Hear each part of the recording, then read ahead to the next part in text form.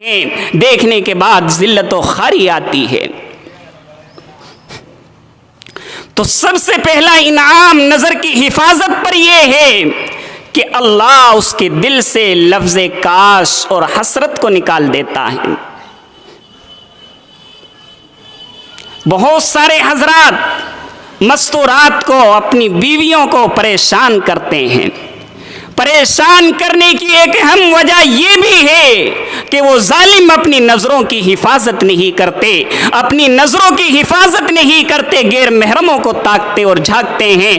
اپنی بیوی کا حسن انہیں پھیکا نظر آتا ہے اور دوسروں کے حسن ان کو نمایاں اور خوبصورت نظر آتے ہیں، پھر وہ اپنی بیویوں کو پریشان کرتے ہیں۔ یہ اللہ کا بندہ اگر نظر کی حفاظت کر لیتا، کبھی اپنی بیوی کے ساتھ لڑائی نہ کرتا، کبھی اپنی بیوی کے ساتھ جھگڑا نہ کرتا، کبھی اپنی بیوی کو دوسرے سے کم نہ سمجھتا۔ اسی طرح بیوی اگر حفاظت کر لیتی، اگر بیوی اپنی نظروں کو غیر محرموں سے بچا لیتی، تو اپنے شوہر سے زیادہ اسے کوئی محبوب بھی نظر نہ آتا اور کبھی لڑائی اور جھگڑا بھی نہ کرتی۔ وَجَعَلَ بَيْنَكُمْ مَوَدَّةً وَرَحْمَةً، اس لیے کہ اللہ نے میاں اور بیوی کے درمیان پیار و محبت کو رکھا ہے، لیکن یہ پیار و محبت غیر محرموں پر نظر ڈالنے سے برباد ہو جاتا ہے، ختم ہو جاتا ہے، ضائع ہو جاتا ہے۔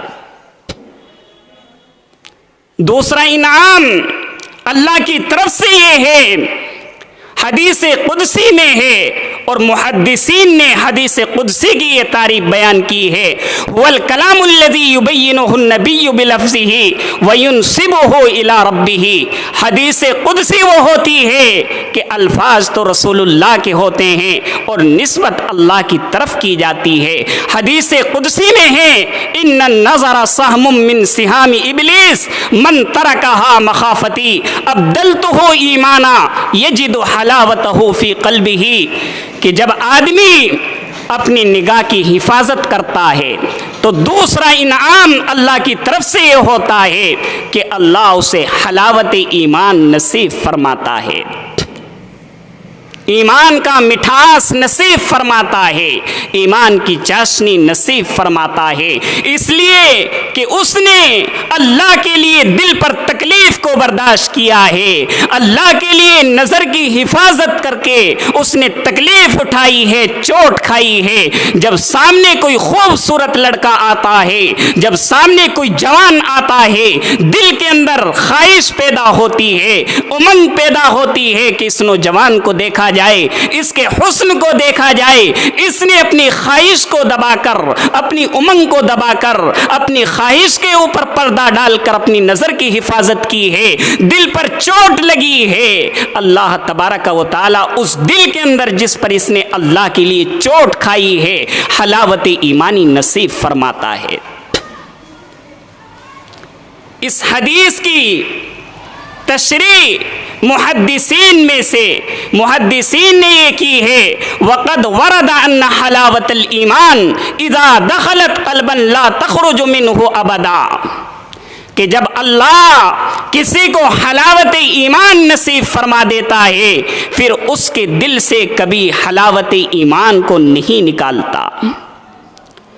جس کے دل میں اللہ ایمان کی چاشنی کو ڈال دیتا ہے، جس کے دل میں اللہ ایمان کی محبت کو ڈال دیتا ہے، جس کے دل میں اللہ نظر کی حفاظت کرنے پر اپنی محبت کو ڈال دیتا ہے، لا تخرج منہ ابدا، پھر اللہ اسے کبھی نہیں نکالتا۔ ملا علی قاری رحمۃ اللہ علیہ فرماتے ہیں، وَفِيهِ إِشَارَةٌ إِلَىٰ حُسْنِ الْخَاتِمَةِ، کہ اس میں اشارہ ہے حسن خاتمہ کی طرف، یعنی اللہ جب کسی کو حلاوت ایمان نصیب کر دیتا ہے تو اس کا ایمان پر خاتمہ یقینی ہے، اللہ ایمان پر خاتمے کی اسے توفیق عطا کرتا ہے۔ انسان خواہ خواہ گناہوں کے اندر ملوث ہے۔ بخاری کی روایت ہے، اللہ کے رسول علیہ السلام نے ارشاد فرمایا، زنا العین النظر، کہ آنکھیں بھی زنا کرتی ہیں۔ ہم نے کسی کو دیکھا نہ اس کے قریب آئے، نہ اس سے گفتگو ہوئی، لیکن ہماری آنکھوں نے زنا کر لیا، ہماری آنکھیں زنا کار ہو گئی، ہماری آنکھوں میں زنا کا نقص پیدا ہو گیا۔ کل قیامت کے دن یہ آنکھ بتائیں گی اللہ مجھ سے زنا کیا گیا۔ زنا العین النظر، آنکھیں زنا کرتی ہیں۔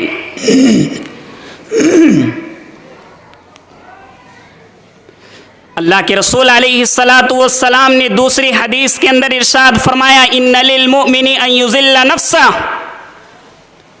کہ مومن کے لیے یہ مناسب نہیں ہے کہ وہ اپنے نفس کو، لا ينبغي للمؤمن ان یذل نفسہ، مومن کے لیے مناسب نہیں ہے کہ وہ اپنے نفس کو ذلیل کرے۔ نفس کا ذلیل ہونا یہ ہے، نفس کا ذلیل ہونا یہ ہے کہ ہم اس نفس کے اوپر داغ لگا لیں۔ نفس کا ذلیل ہونا یہ ہے کہ ہم غیر محرموں کو تاکتے اور جھانکتے پھرتے رہیں یا پھرتی رہیں۔ علامہ ابن قیم رحمۃ اللہ علیہ، آپ نے ایک واقعہ لکھا ہے کہ ایک عاشق اپنی معشوقہ سے چھپ چھپ کر ملا کرتا تھا۔ ایک عاشق اپنی معشوقہ سے چھپ چھپ کر ملا کرتا تھا اور اپنی معشوقہ سے ملنے کا منتظر رہا کرتا تھا، انتظار کیا کرتا تھا کہ میری معشوقہ سے کب ملاقات ہو۔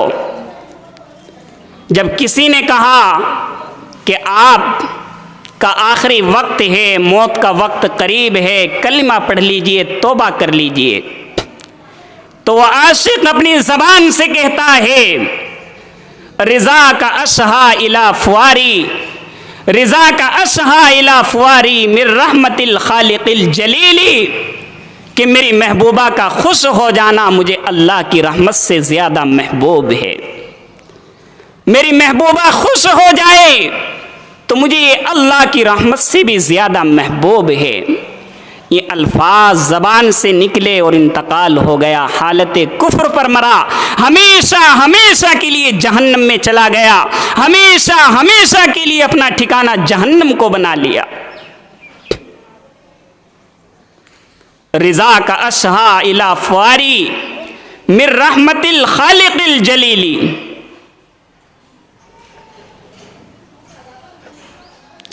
اندازہ لگائیے کہ اللہ نے ہمیں اس دنیا میں پیدا کیا ہے تو دنیا کی ضروریات، دنیا کے یہ سامان ہمارے لیے ضرورت زندگی ہیں، مقصد زندگی نہیں ہیں۔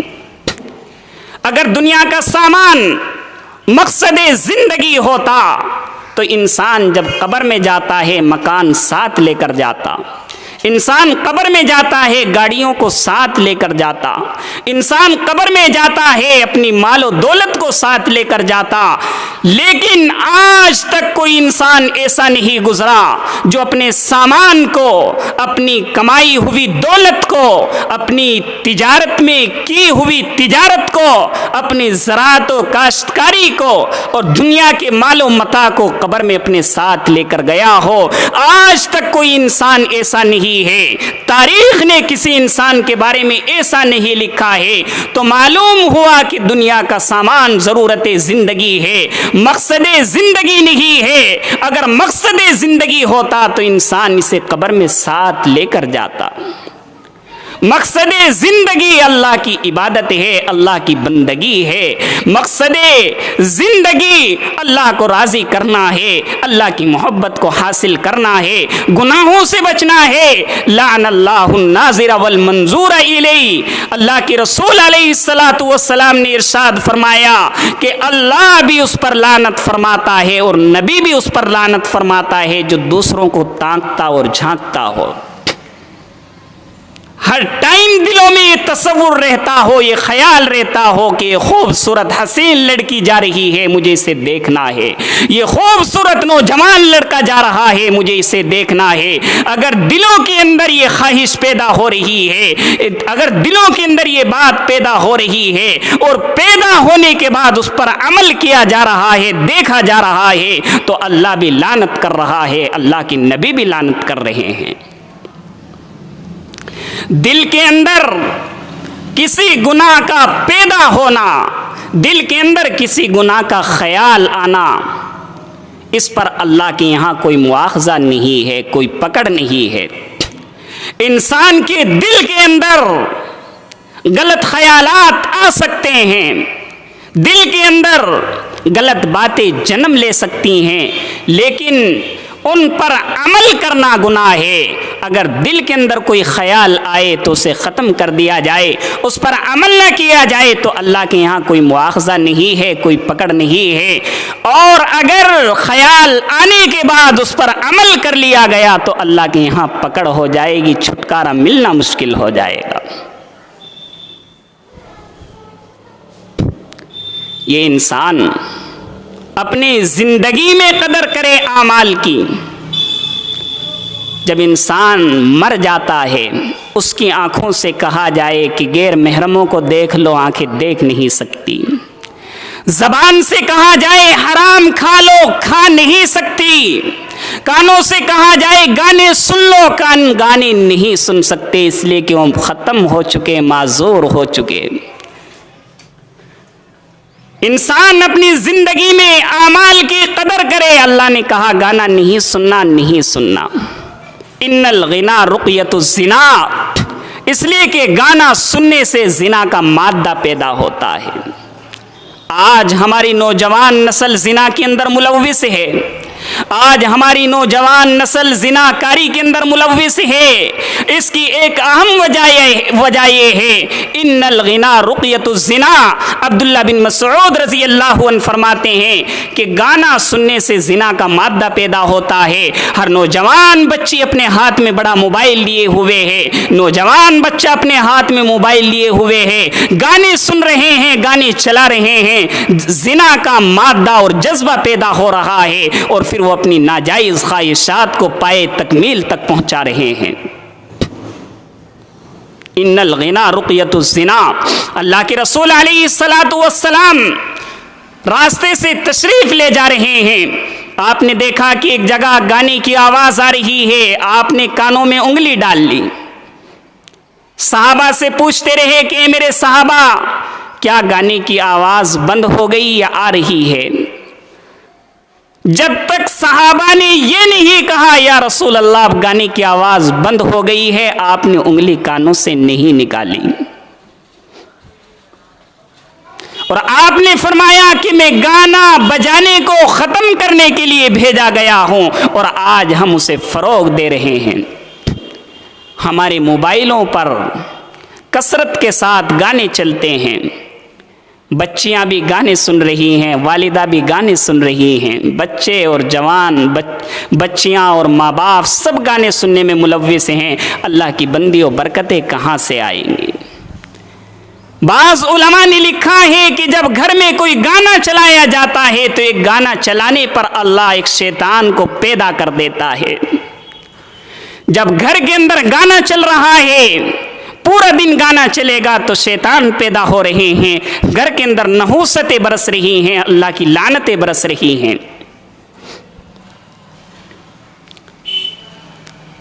قرآن کی آیت ہے وَلِمَنْ خَافَ مَقَامَ رَبِّهِ جَنَّتَانِ، کہ جو آدمی اللہ کے ڈر کی وجہ سے تقوی اختیار کرتا ہے، گناہوں سے بچتا ہے، پاکیزہ زندگی گزارتا ہے، اللہ اسے 2 انعام سے نوازتا ہے۔ وہ 2 انعام مفسرین نے اس آیت کی تفسیر میں یہ بیان فرمائے ہیں،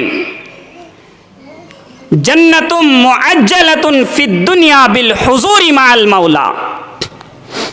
ایک انعام تو یہ ہے جنت معجلۃ فی الدنیا بالحضور مع المولا، کہ اللہ اسے دنیا میں جنت عطا فرماتا ہے۔ دنیا میں جنت کا مطلب یہ ہے کہ اللہ اس کے دل میں اپنی محبت پیدا کر دیتا ہے، گناہوں کی نفرت ڈال دیتا ہے، پرسکون زندگی عطا فرماتا ہے، زندگی میں اسے لطف آتا ہے، مزہ آتا ہے، راحتیں آتی ہیں۔